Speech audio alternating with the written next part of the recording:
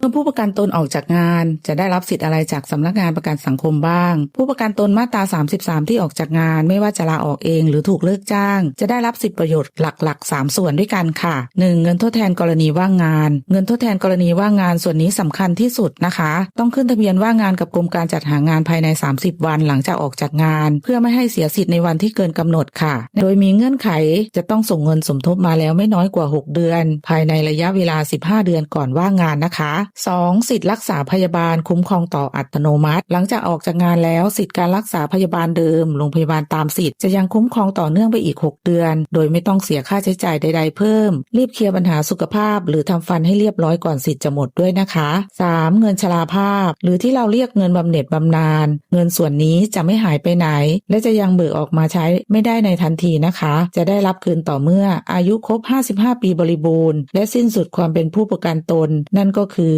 ไม่ได้ทำงานและไม่ได้ส่งต่อมาตรา39ค่ะข้อแนะนำทางเลือกหลังออกจากงานพ้น6เดือนไปแล้วและยังไม่ได้งานใหม่หรือผันตัวไปทำฟรีแลนซ์ขอแนะนำทางเลือกให้2ทางนะคะ 1. คือสมัครเป็นมาตรา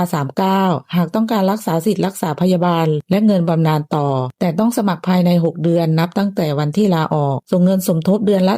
432 บาทค่ะ 2. ใช้สิทธิบัตรทองหากไม่ต้องการส่งเงินสมทบต่อเมื่อครบ6เดือนแล้วสิทธิ์จะตัดเข้าบัตรทองอัตโนมัติต้องไปลงทะเบียนเลือกหน่วยบริการใหม่กับสปสช.นะคะ